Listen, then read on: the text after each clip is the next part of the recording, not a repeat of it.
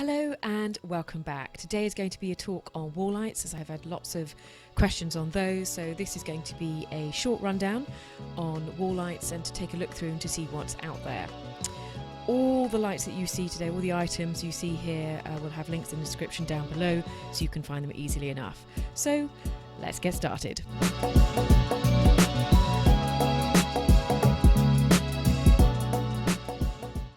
Wall lighting is one of those items that needs careful thought, and the variations are so great that it's difficult to get a handle on unless you look at the bigger picture, and by that I mean the practicalities as well as the aesthetics.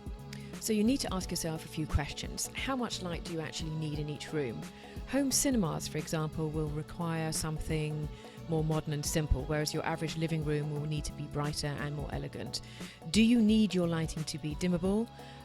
Do you need a double lamp to ensure more light? And do all the wall lights need to be switched off altogether, or do they need to work independently? And that last one is actually really, really important for the electricians to know early on.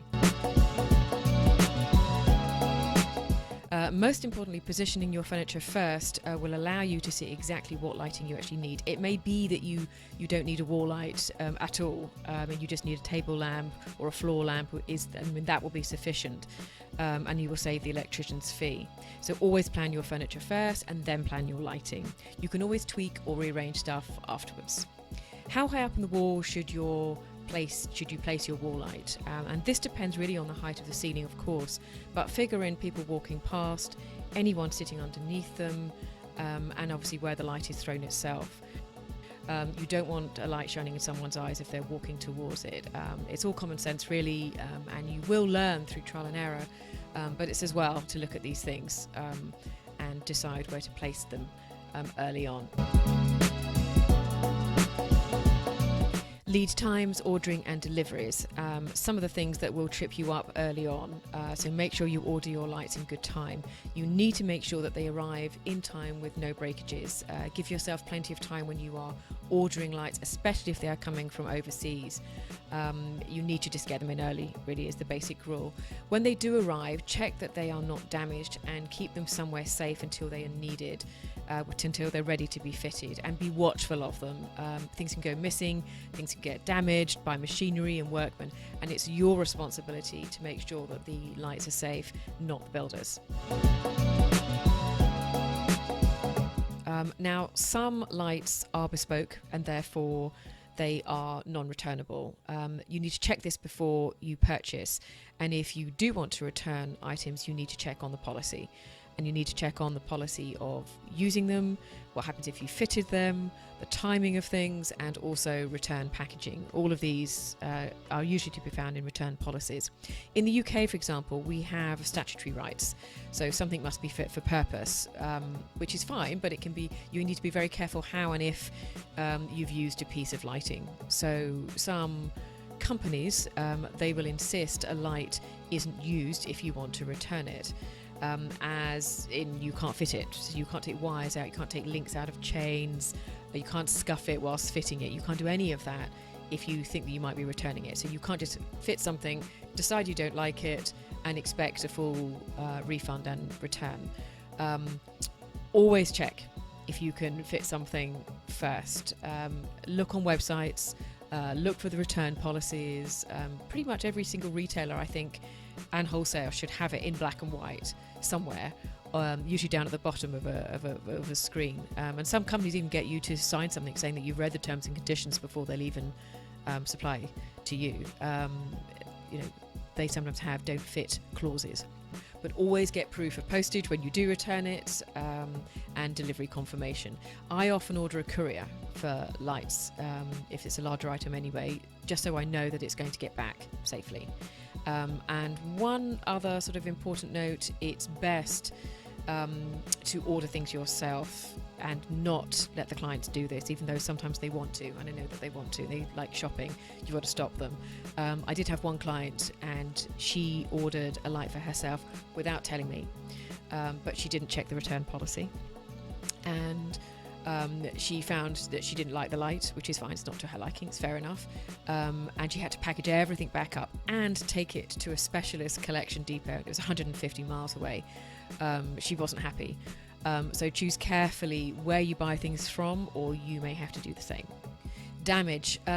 Electricity surges from your property aren't the lighting company's fault. So most retailers have strict quality control things on this. And they'll be able to tell once they get a light back to see if you've done something wrong, whether it's through your fuse box or the wiring or the lighting system or whatever it is. You really need to be aware of that. And so if things are damaged in transit, you can take photographs of them and the packaging, and that can make all the difference. But be honest about if it's your system that's blown things up.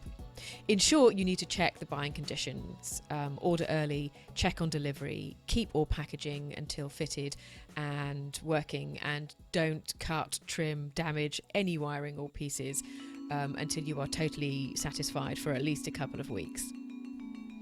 Let's look at the various types of lighting that you can actually get.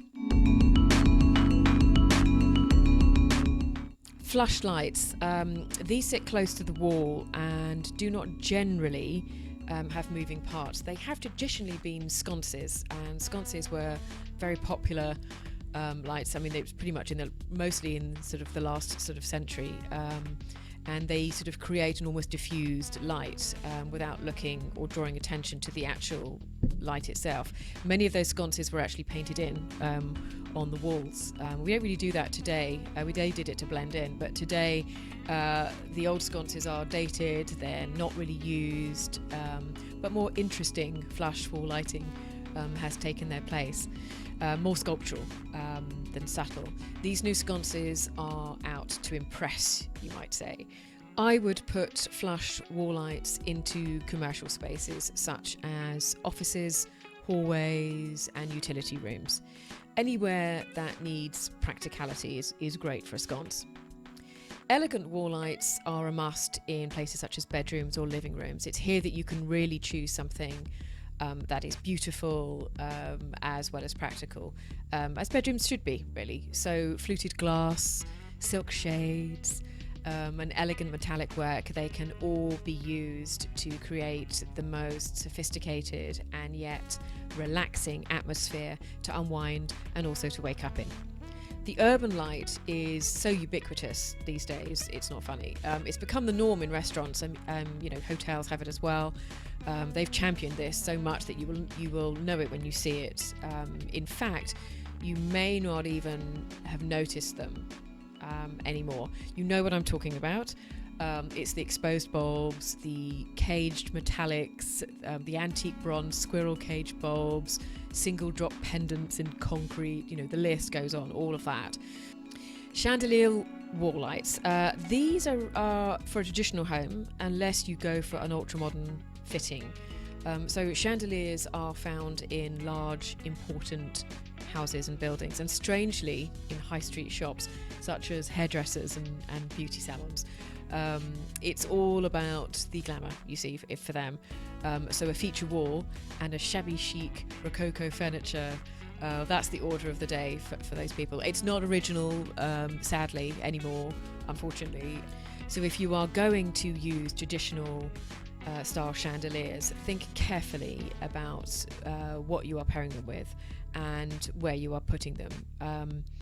They should be used sparingly alongside simple modern furniture and clean lines, just to get the best out of both different styles. Reading lights. These are used almost exclusively for bedside. These lights are essentially task lighting, in that they perform a specific task, that is to give the reader the light that they need whilst they're reading in bed. They are positioned either low down at the side of the bed and directed towards the reader, or positioned near the top of the bed, the headboard, and directed down. Once these were seen as a luxury, and now I think that they are really seen as the norm, certainly in most buildings and designs that I do. They should have a switch near them as well, near the readers, so that they can turn out the light without leaving the bed. This is something your electrician will need to know early on in the planning. you should mark out where you want these lights to sit on the wall next to the headboard, where they want to be positioned, and also mark out where the bedside switch is going to go. You need to mark all that out for your electrician. Bedside lights. You can combine these with reading lights, but there are options. How about a pendant light which is over the bedside table? This is quite design-led now, still, and these are mostly sort of seen in hotels. But if you are the type that won't move or change your bedroom furniture around, if you won't change the positions and you like space on your bedside table, then this could be the design for you. Billy Baldwin wall lights, the original bedside lights, these armed lights became the normal for elegant bedrooms because of their function. They combine the elegant sort of styles and textures and functions, ensure that these lights are still really used today. For some, these never went away. They never went out of fashion, of course. But today there is so much choice. These are usually only used in pretty much traditional style homes these days. Shades. There are many to choose from, but silk and cotton shades have been around for a long time. I tend to choose half shades these days, especially for wall lights, and sometimes I actually purchase velvet, as this gives a little bit more added texture and can give an aura of deep luxury rather than the shine that you normally get. Choose wisely when deciding on the light finish and the look, and keep it simple and elegant as much as you can. Chrome, being shiny silver, can be too glaring on a wall on its own, and often needs to have something with it, such as a silk shade. The use of chrome, however, has become pretty much universal within lighting, as it's used because it matches kitchen appliances and taps and things like that, and also door ironmongery. So it gives that sort of coherent look. So you'll see a lot of chrome out there. Brushed steel, satin steel, or stainless steel.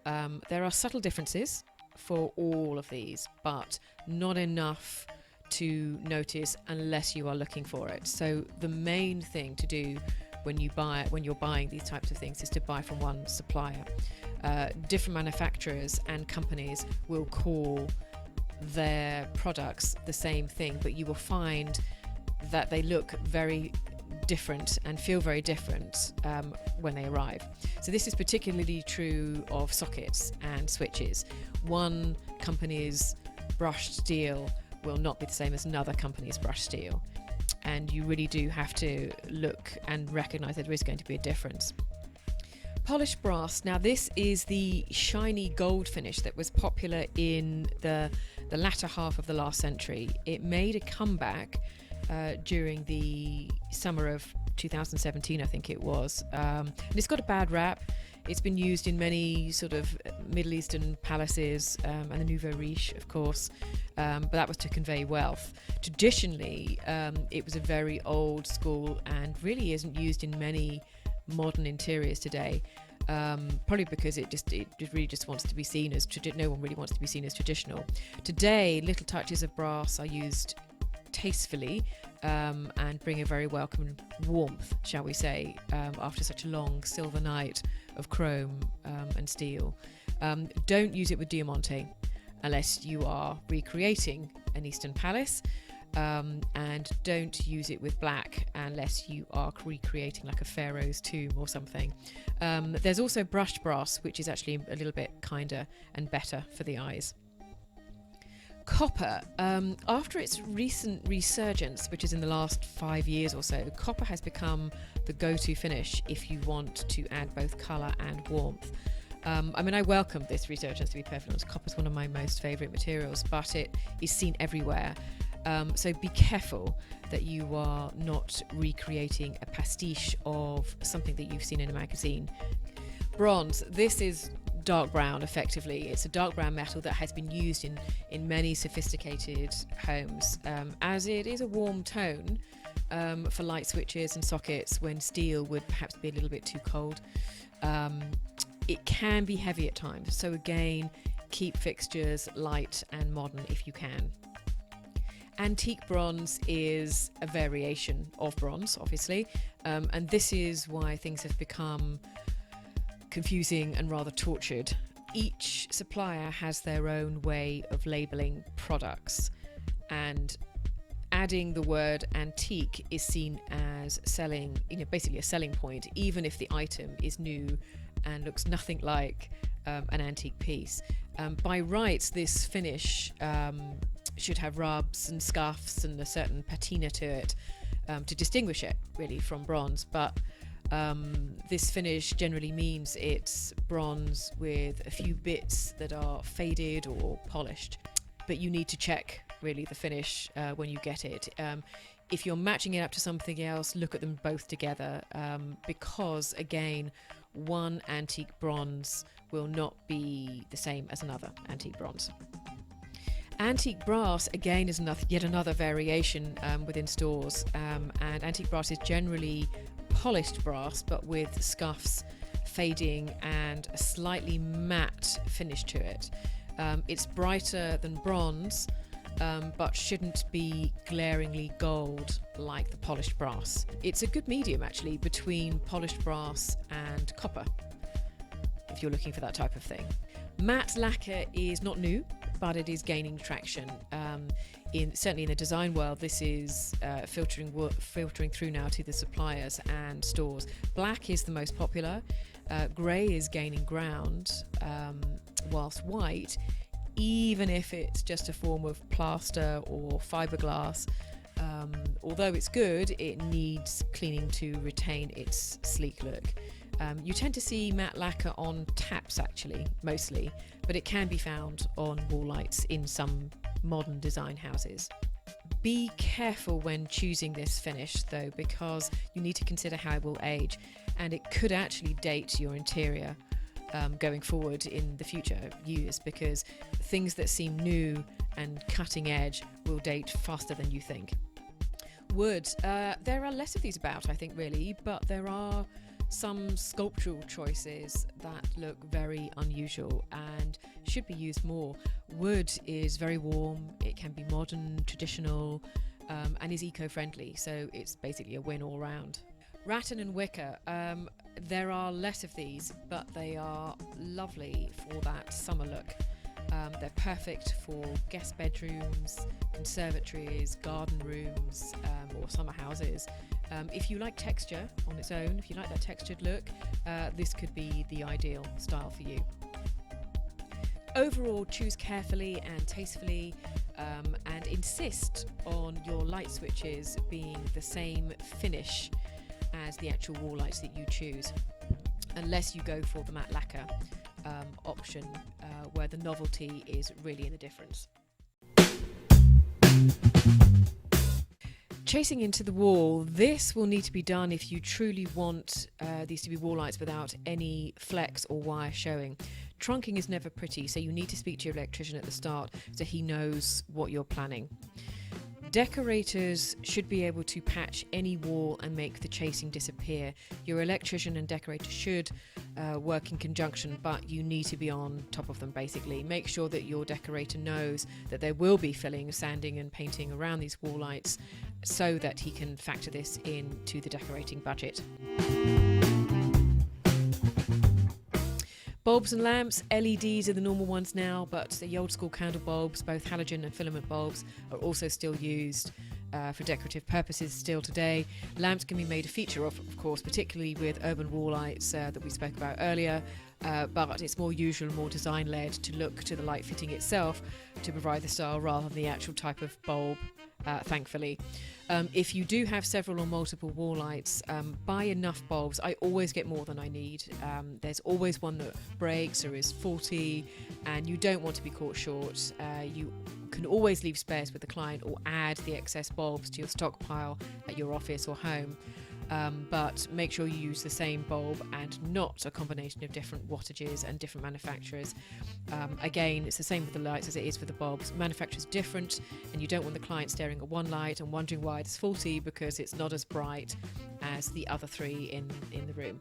When designing room, always check the wattage of a bulb and don't go above the recommended wattage and voltage of a wall light fixture. If you do, the light warranties will not be applicable and valid, and if anything burns, discolours or breaks, you won't be able to return them. Many manufacturers test lights before issuing refunds. If it is found that you have not adhered to the instructions, they can refuse you a return and refund. Read your instructions that come with the lights and stick to the guidelines. Cleaning and maintenance. You have to be careful if you ask cleaners to dust or polish any wall lights. Cleaners can use abrasive liquids, they can ruin wall lights, and very quickly they can also leave watermarks on shades. So it's wise to either tell them to use a dry cloth and a good old feather duster, or a soft brush on the shade. And it's also worth telling the clients too, so that they can convey this to any cleaners that they may have, that they know themselves, after all, what not to use. So that's it for today. I hope you have enjoyed the Wall Lights Roundup. Hopefully I will see you soon on the next video. Happy designing.